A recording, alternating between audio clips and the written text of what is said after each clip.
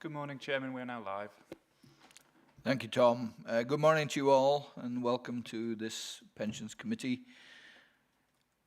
Apologies for absence, Tom. Thank you, Chairman. We have apologies for absence from Councillor Ashley Morris and Councillor Bunny. Thank you. Item 2, declarations of members' interests.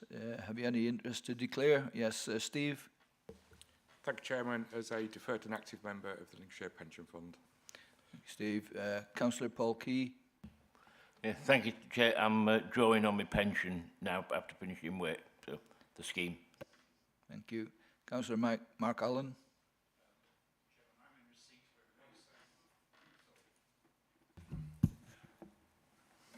I'm in receipt of a very small LCC pension. Thank you. And Joe Bolshin. I'm a current contributor. Thank you. Just a few by the way, if you have any other declarations during the meeting, please raise them at the appropriate time. A couple of sorry. Tom apologised, didn't see your hand there. I did have my hand up. Good morning. I'm an active member of the scheme as well. Thank you very much, that's noted. Housekeeping rules, we're not expecting any fire drills, but if one goes off, then it's for real. And please leave through the rear doors or this door into the places that you've been allocated. And would you please make sure your mobiles are switched to silent, if not off altogether. I'll do the same, because I can't remember whether I did it or not, so I'll do that. I did. Right, moving on, item 3, the minutes of the previous meeting. Hopefully you'll all have read them. Those that were there can vote on this. Those that weren't do not need to, but may abstain if they wish. So we're looking at page 5 at the bottom of your packs there, which is page 1 of the minutes. So we'll look through page 1, 2, 3, 4, and 5. Could I have a proposer that they are a true record of the meeting we had? Councillor Mark Allen, a seconder, please. Councillor Alan Briggs. All those in favour who were at the meeting, please show. Anyone against? Any abstentions? That'll be those that weren't at the meeting. Thank you. Is that noted? Okay, I'll take that, thanks. Right, so moving on to the main part of the agenda, we're looking at Responsible Investment Update Report, and I'd like to hand over to Claire to take us forward on that. Thank you, Claire. Thank you, Chairman, and good morning, everybody. This report brings to the committee details of the fund's responsible investment activity during the second quarter of 23-24. It has a recommendation that the committee consider the report and discuss the responsible investment activity undertaken during the quarter. Information on engagement and voting activity from LAPF, Border to Coast, Robeco and Legal and General Investment Management is included within the report, and there are a number of appendices which provide additional details on this. I don't propose to say any more this morning, but we're very happy to take any questions on the report. Thank you, Claire. Before we go into questions, I'd first of all like to welcome George Jabbour, who is the Vice Chairman of Border Coast Joint Committee. Doug McMurdo remains as the Chairman up there. George is going round all 11 of the member funds, including ours, to see how we perform. So we've got to be on our best behaviour for George. Thank you. So welcome, George. I'd also like to welcome formally Councillor Paul Key back into the fold. You were on this committee in 2017 for a couple of years, I think. And welcome Joe Bolshin as well as a new member of the committee. Welcome to you both. And it was remiss of me, I should have done that at the start, so I'll slap my hand later. Right, moving back to Claire. Questions? None seen at all. Right, are you? Yes, Tom. Thank you, Chairman. We are on item 5. Aren't we? Excuse me, just to make sure I'm... We're on item 4. Apologies, my mistake, Chairman. I've jumped an item. Apologies. I'll keep you in mind for the next one. Thank you. Any questions on item 4? None seen. So in that case, we'll we've considered the report. We haven't discussed it much, so we'll note that we've taken those views. Okay, thank you. Moving on then to item 5, which is the Border to Coast Responsible Investment Policy, Corporate Governance and Voting Guidelines, and Climate Change Policy Annual Review. And again, I'm handing back to, no I'm not, I'm handing to Joe this time. Sorry, Joe, to take us forward on that. Thank you, Joe. So thank you, Chairman. So this paper brings to the committee the Border to Coast Responsible Investment Policies, highlighting changes from the current versions.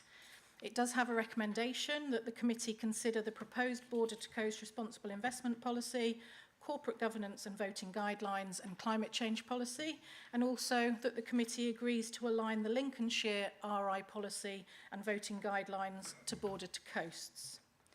As the committee are aware, there's an annual review of the RI policies at Border to Coast, covering the RI policy, the corporate governance and voting guidelines and the climate change policy, and they've all been subject to a very rigorous review process, which is set out in section 2 on page 52. Sections 3 to 5 takes each policy in turn, details the changes that have been made there from last year, and all amendments and additions are set out in the tables to ease understanding. Changes are made to update policies to meet the changing regulatory requirements and also taking account of best practice from the RI leaders across the asset management world and also from asset owners. Section 6 on page 58 sets out the upcoming requirement for climate reporting following the consultation from DLUC earlier this year, and highlights the need for discussions to start on both climate reporting and net zero to ensure that the fund can meet its regulatory responsibilities. To start this process, we've invited Barnett Waddingham to come to the January meeting of this committee to provide a training session on climate risk, and that's across the assets, the liabilities and the covenants. So if the committee are content with the changes to the Border to Coast RI and voting policies and approve the realignment of the funds documents, officers will make the necessary amendments for them to be published. But I'll happily take any questions. And in addition, we helpfully have representatives from Border to Coast here to answer any questions as well. So thank you. Yes, just Jesse and Will there at the front. They're part of Border to Coast, so they'll be able, if you wish to speak at any time, please do. Tom. Thank you, Chairman. Apologies for jumping the gun earlier. Could officers advise if the diversity requirement as highlighted in table 4.2, which is just below it, is a legal one set down by legislation, or if it is something Border to Coast has implemented or is seeking companies to implement rather than a legislative requirement? And secondly, Chairman, is the separate climate change policy also a legal requirement, or is it something Border to Coast are doing of their own volition? I appreciate it's a requirement in responsible investment. It's just, is the standalone policy a nicety, or is it a legal requirement in its own right as well? Thank you, Chairman. Okay. Over to you, Joe. I'll give you my answers and then I'll hand over Jessie to correct me if I may be wrong. So the diversity question is not a legal requirement, it's a best practice.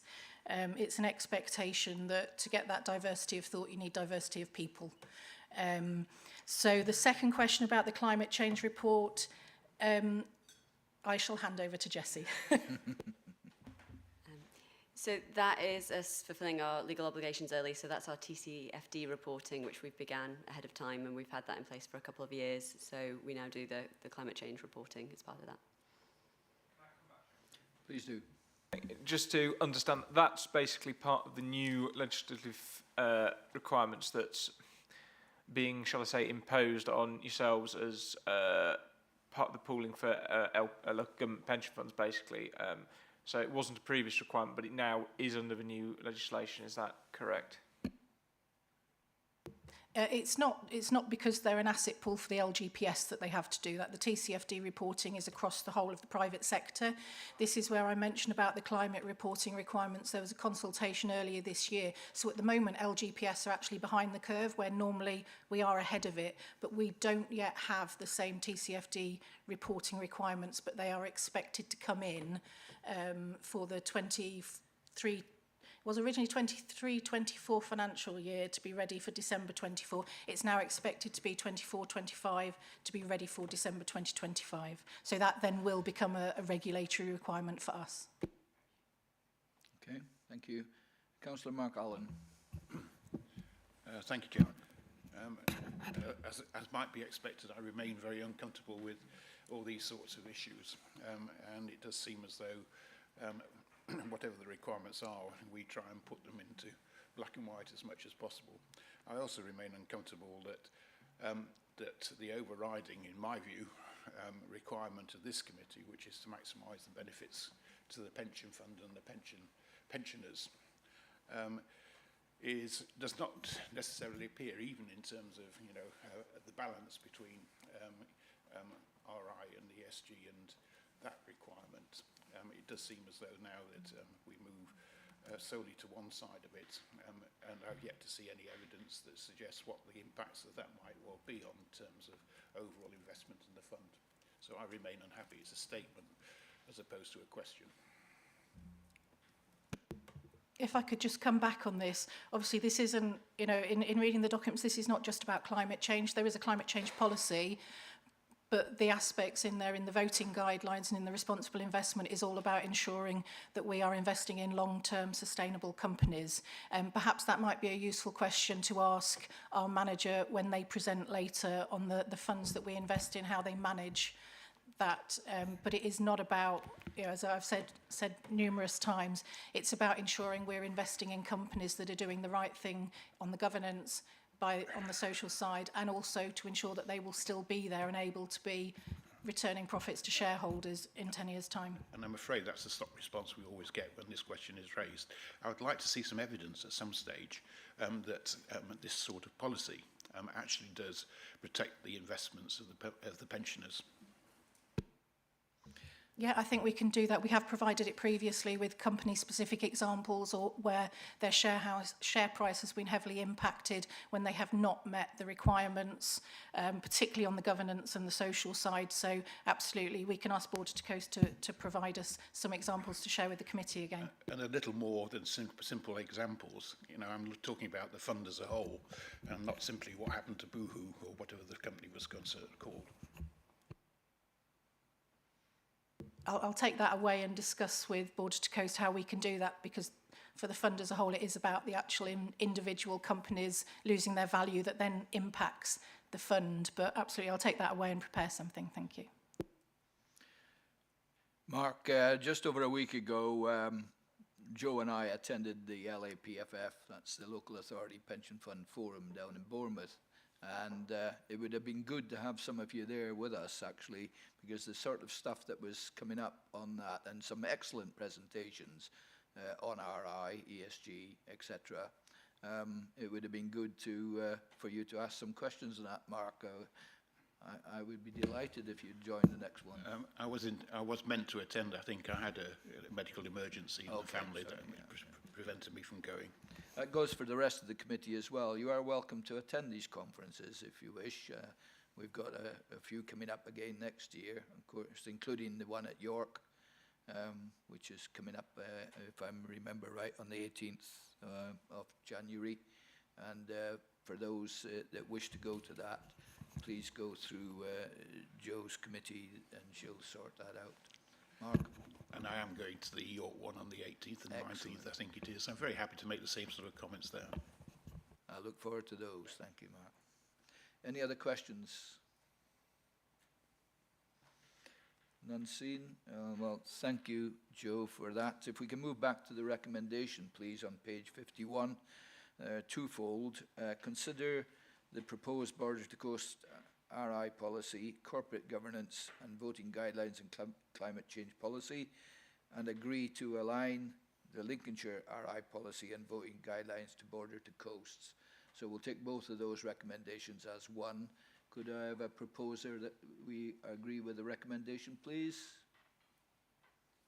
Don't all shout at once. Thank you, Peter. Seconder, please. Thank you, Paul. All those in favour, please show. Anyone against? Any abstentions? 2 abstentions. Thank you very much. Right, that is passed. So we'll move on then to item 6, which is the consideration of exempt information. George, have a good trip up to the north. Take care, and Jesse and Will as well. Thank you, and we'll see you at Border Coast sometime in the future. Thank you. In accordance with Section 100A(4) of the Local Government Act 1972, the following agenda items have not been circulated to the press and public on the grounds that they are considered to contain exempt information as defined in paragraph 3 of Part 1 of Schedule 12A of the Local Government Act 1972 as amended. The press and public may be excluded from the meeting for the consideration of these items of business. Over to you, Tom. Can we vote that we exclude the... Are you voting or you want to comment? I'd like to comment, Chairman, if possible. If it's anything to do with the exempt information, then you can't comment on it. No, it's why something is exempt. Say again? It is why something is exempt, or in the exempt section. Why somebody is exempt? Why? I'm not totally sure why item 7 is in the exempt section. It doesn't seem to have a great deal of confidential information. Let's get through the exempt stuff and then we'll come back to that. Okay, so I want a proposer, please, that we exclude the public and press. Thank you, Paul. Seconder, please. Thank you, Alan. All those in favour that we exclude the press and public? That's any against? Any abstentions? Chairman, I'm just being difficult. Okay. Tell me when we are clear, Tom.